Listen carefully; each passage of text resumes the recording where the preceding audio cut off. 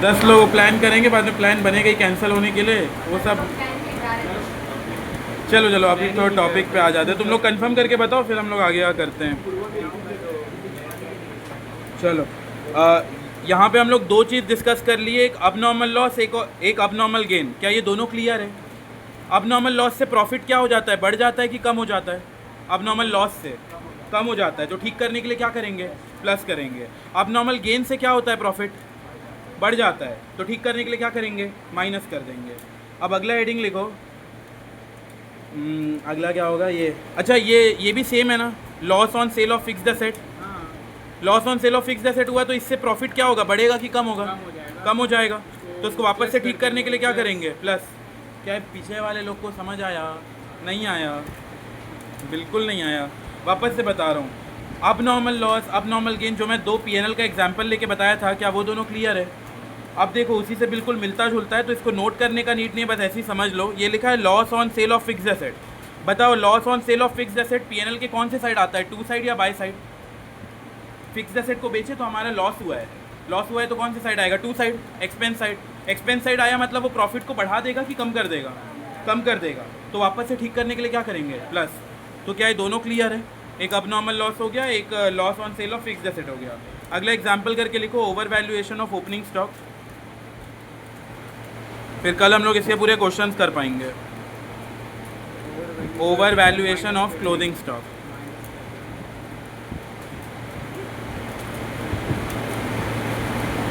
Over valuation of closing नहीं है ना, ओपनिंग है, सॉरी ओपनिंग लिखा है, काटना पड़ेगा। Over valuation of opening stock.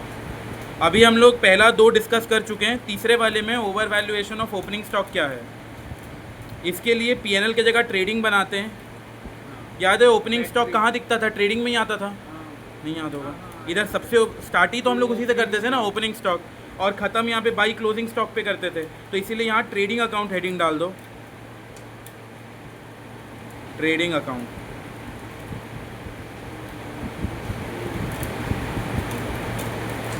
मान लेते हैं ये दिख रहा है 10,000, और इधर बहुत सारे खर्चे हैं, इसी में ओपनिंग स्टॉक भी मान लो एक्चुअल में होना था, कितने का होना था? 5,000 का होना था, और बाकी भी जो है वो सब भी मिलाकर टोटल 3,000 और है। बताओ प्रॉफिट आएगा कि लॉस आएगा? सोचो, 10,000 का कमाई है, 8,000 का खर्चा है, क्या आएगा? प्रॉफिट 2,000 का। तो यहाँ लिखो ग्रॉस प्रॉफिट। अभी हम लोग ट्रेडिंग अकाउंट में, इसलिए ग्रॉस प्रॉफिट 2,000 रुपये का। ये लिखा है over valuation of opening stock. Over valuation मतलब ज़्यादा रिकॉर्ड कर दिए या कम रिकॉर्ड किए हैं? ज़्यादा रिकॉर्ड कर लिए। यहाँ पे ब्रैकेट में लिखो actual opening stock, actual opening stock, मान लो एक्चुअल ओपनिंग स्टॉक है 3,000 का।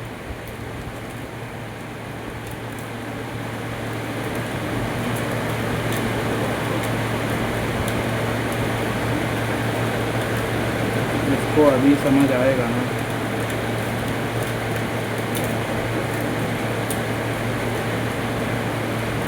ठीक है। और ये कितना हो गया? ग्रॉस प्रॉफिट अपना आ गया 2,000 रुपये का। और इसमें कुछ तो अभी गड़बड़ है, वो क्लोजिंग स्टॉक के साथ समझाऊँ क्या?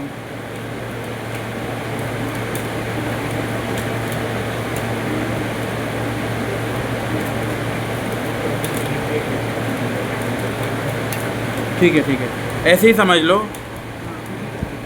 क्लोजिंग स्टॉक के साथ हम लोग बाद में समझ लेंगे। ओपनिंग स्टॉक कितने का दिख रहा है? 5,000। बाकी जो अदर आइटम है, जैसे परचेज हो गया, वेजेस हो गया, और भी क्या था, फ्रेट इन्वर्ट था, कैरेज इन्वर्ट था, वो सब मिलाकर टोटल कितना हो रहा है?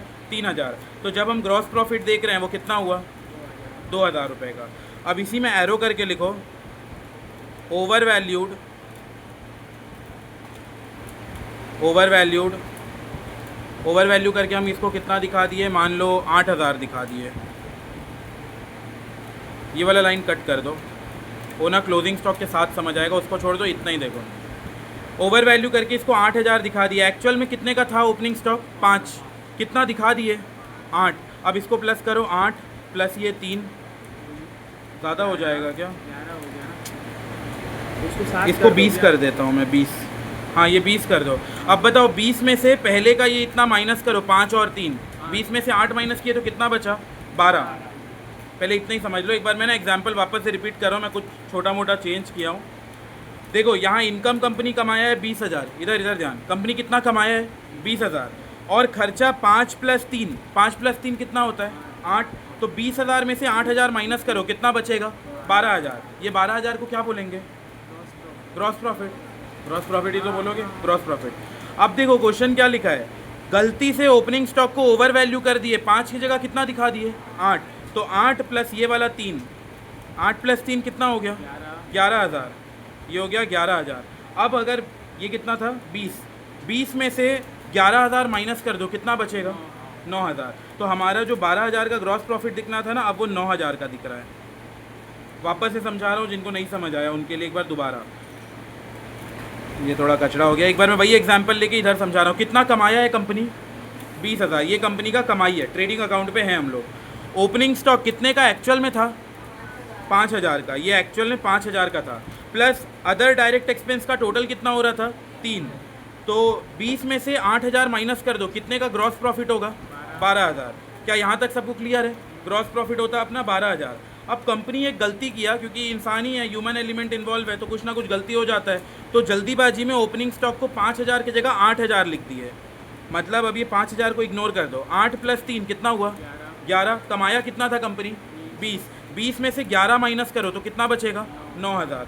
तो बताओ ग्रॉस प्रॉफिट बढ़ गया कि कम हो गया, कम हो गया। क्या एक्चुअल में कम होना था, नहीं, वो तो एक इंसान का गलती की वजह से हुआ, उसी की वजह से हुआ ना, ह्यूमन एलिमेंट शामिल था, वो फटाफट में 5 की जगह 8 लिख दिया, तो एक गलती की वजह से हुआ। तो बताओ इसको ठीक करना चाहिए कि नहीं करना चाहिए। हम कमाए 12,000 है तो हम 9,000 क्यों दिखाएंगे, ऐसे में तो हम अपने इन्वेस्टर को और भगा रहे हैं बिजनेस से। तो बताओ 9 से वापस 12 में आना है, क्या करेंगे प्लस, कितना प्लस करेंगे 3,000। बस इसीलिए हम लोग over valuation of opening stock को प्लस करते हैं। Therefore over valuation of opening stock should be added. Therefore over valuation of opening stock should be added. अभी टाइम लगेगा ये समझने में, लेकिन एक बार अच्छे से समझ आ गया ना तो क्वेश्चन फटाफट बन जाएगा। ठीक है, तो अपना ये पॉइंट भी डन हो गया, ओवर वैल्यूएशन ऑफ क्या था ओपनिंग स्टॉक। अब अगला लिखो example, under valuation of opening stock. Under valuation of opening stock, opening ही लिखना ना, मैं यहाँ पे गलती नहीं किया, मैं जानबूझ के ओपनिंग लिखा रहा हूँ। Under valuation of opening stock. अब बताओ जो हमारा अकाउंटेंट था वो ओपनिंग स्टॉक ज़्यादा रिकॉर्ड कर दिया या कम रिकॉर्ड कर दिया, कम रिकॉर्ड कर दिया। तो देखो अब इसका इम्पैक्ट क्या होगा। सेम वही वाला एग्जाम्पल ले रहा हूँ मैं, कितना कमाया था कंपनी 20, तो इधर 20 ले लेते हैं। ये पुराना वाला ओपनिंग स्टॉक ले लो 5, बाकी भी जो अदर एक्सपेंसेस थे वो सबको मिला के ले लो 3। बताओ कितने का ग्रॉस प्रॉफिट आया था, 20 में से 8 गया तो कितना बचा 12, 12 का नॉर्मल अपना ग्रॉस प्रॉफिट है। अब जो हमारा अकाउंटेंट है वो ओपनिंग स्टॉक को ज़्यादा वैल्यू कर दिया है या कम वैल्यू किया है, कम। 5 करना था, मान लो बस 2,000 वैल्यू कर दिया, इसको गलती से वो 2,000 वैल्यू कर दिया, तो 5 को कट कर दो, 2,000 + 3,000 कितना होता है 2,000 + 3 5,000। कमाया कितना है कंपनी 20, 20 में से गया कितना 5, तो कितना का प्रॉफिट आएगा 15।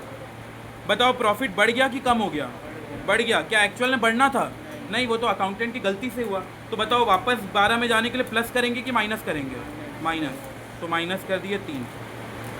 अब तुम लोग ये फॉर्मेट में देख सकते हो, यहाँ माइनस किए हम लोग under valuation of opening stock. इसको माइनस इसलिए किया क्योंकि रिवर्स इफेक्ट हो रहा है, अकाउंटेंट गलती से कम रिकॉर्ड किया जिसकी वजह से 12 की जगह 15 का प्रॉफिट दिख रहा है, और ये तो गलत है, हम फॉल्स इन्फॉर्मेशन प्रोवाइड कर रहे हैं। तो इसीलिए हम लोग वापस से इसको 12 में लाने के लिए 3,000 को माइनस कर देंगे। क्या ये क्लियर है, बस जो इसी का जस्ट रिवर्स प्लस हो जाएगा। जैसे यहाँ दिया under valuation of opening stock, इसको क्या कर रहे थे हम लोग माइनस, तो over valuation of opening stock को क्या करेंगे प्लस। तुम्हारे पास दोनों ऑप्शन है, मैं लॉजिक भी बता रहा हूँ, बाद में तुम लोग एग्जाम में याद करने के लिए इसको रट्टा मार लेना। अभी मैं लॉजिक बता के चल रहा हूँ, तुम्हारे ऊपर है बाद में। एक इसको पढ़ लोगे तो जस्ट इसका रिवर्स इधर है, जैसे over valuation of opening stock, under valuation of opening stock, under valuation of closing stock, over valuation of closing stock. तो दो तरीका है, एक रट्टा मार लो, एक लॉजिक। लॉजिक अभी कर लो, एग्जाम में अगर नहीं समझ आए लॉजिक तो ऐसे ही रट्टा मार लेना क्या क्या प्लस हो रहा है क्या क्या माइनस। अब अगले पे आते हैं, अंडर वैल्यूएशन ऑफ क्या था, क्लोजिंग स्टॉक।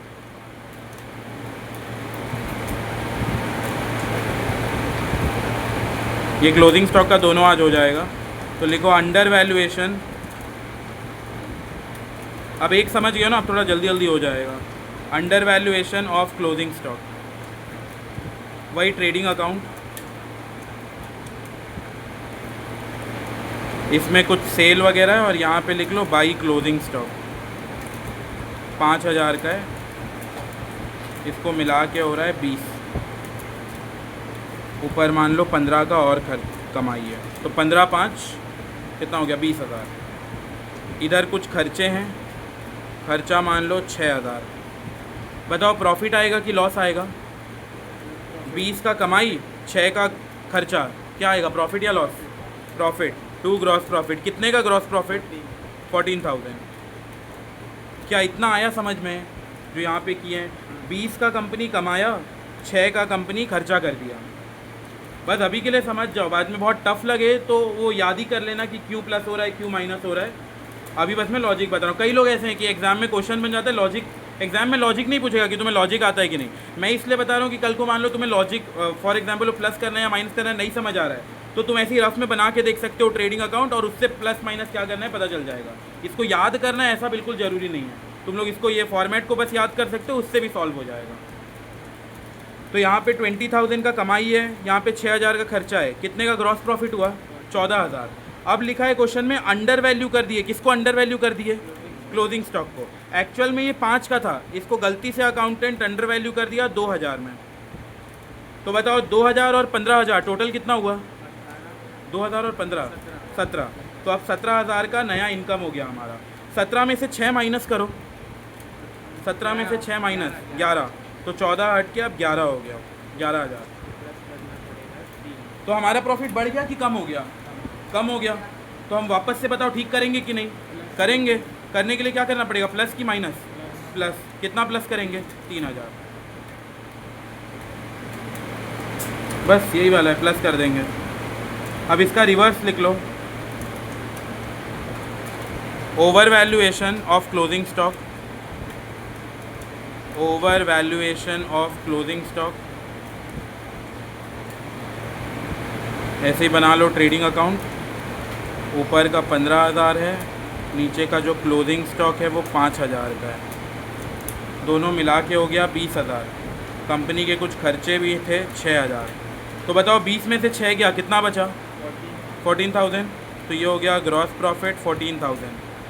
अब बताओ क्लोजिंग स्टॉक को ओवर वैल्यू कर दिए या अंडर वैल्यू कर दिए? ओवर वैल्यू ज़्यादा कर दिए, तो 5 की जगह मान लो 10 कर दिए। तो बताओ 10 और 15 कितना हो गया? 25। 25 में से 6 गया, कितना बचा? 25 में से 6 गया तो 19। तो 14,000 की जगह हमारा प्रॉफिट 19 दिख रहा है। क्या ये सही है गलत? प्रॉफिट दिखना चाहिए था 14,000, प्रॉफिट दिख रहा है 19,000। क्या हम सही कर रहे हैं? नहीं, कानून फिर 143 लेटर भेजेगा। तो 19,000 को वापस से 14,000 में लाना है, क्या करेंगे? माइनस। कितना माइनस करेंगे? 5,000। इसीलिए देखो over valuation of closing stock यहाँ पे माइनस हुआ है और under valuation of closing stock वहाँ पे प्लस हुआ है। क्या इतना आया समझ में? 5 मिनट है, 1 पॉइंट और हो जाएगा। अगला लिखो non recurring expense, non recurring expense.